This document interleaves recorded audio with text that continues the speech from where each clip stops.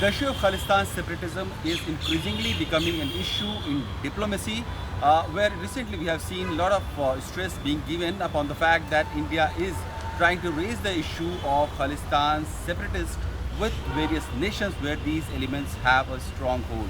Especially in Canada, US, UK and Australia, these groups have been trying to create an anti-India sentiment where Indian government has been trying to reach out to respective governments and asking them to take strong actions against these groups who have been resorting to vandalism, arsoning and violence in past to create a fear and intimidation tactics to have their cause or so-called Indian separatist agenda propagated. Recently, we have seen Indian External Affairs Minister EAM Jaishankar saying that the issue of Khalistani movement and laxity from some nation is creating trouble in the bilateral relationship. He was trying to hint at the not enough being done by the Canadian government against these Khalistani separatist group.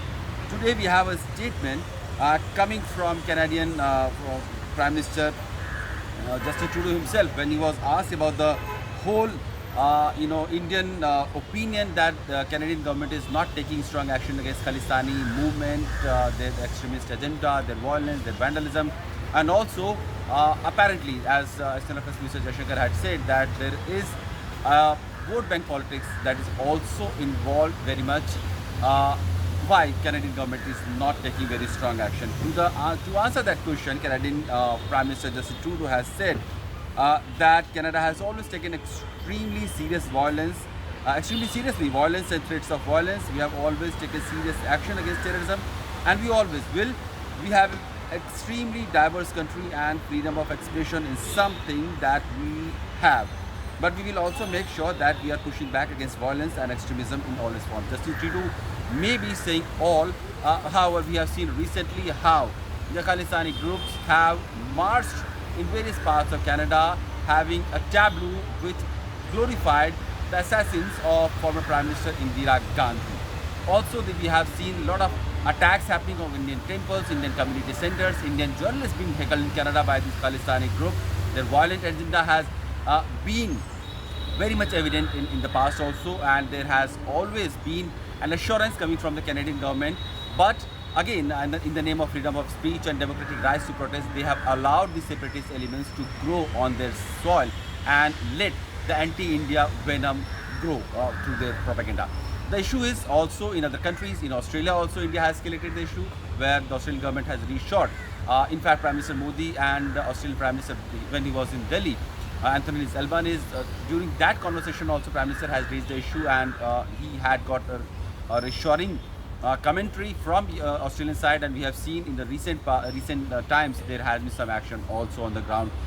Talking about US, we have just seen San Francisco consulate of India being arsoned. There was fire, and though the San Francisco local authorities did try to douse that fire, and there was fortunately no casualty or injury to any Indian staff, but that was very alarming. We soon had a commentary coming from Indian State's Department which said that the violence is a crime and they will be dealing with it. Now the sources are also telling that FBI is trying to remove Khalistani protesters from the list of protesters, and now their actions and will be treated as a crime, as a violence, or whatever vandalism they will be doing that will not be part of the protest or democratic rights that is accorded to any other organization.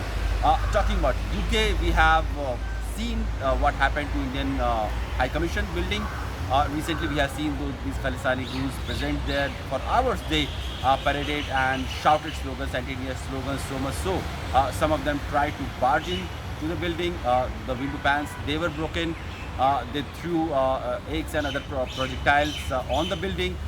One of the Indian mission staff was apparently injured also in trying to save our tricolor, which one of the Khalistani pro-Khalistani person was trying to bring down, so kindly, I mean, this whole dissection of Indian tricolor and disrespectfully treating Indian High Commission in London did not go down well with India, and we had seen some reciprocation happening in India also, where apparently some security scale down happened to the High Commission of UK in Delhi, and Now we have James Cleverly, UK Foreign Secretary, saying that these acts are not acceptable.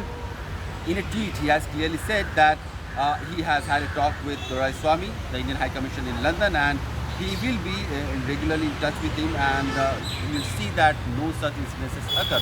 And safety and security of Indian diplomats in UK is of paramount. So there has been a kind of mixed reaction coming from various countries, but the point is Indian diplomacy is trying to escalate this issue at the highest office, and now we are getting some replies also where assurances have been made that Indian diplomats, that the Indian Foreign Services staff and their missions will be protected under various international laws and under the obligation of bilateral relationship that India has with these countries, especially UK, USA, France and Australia.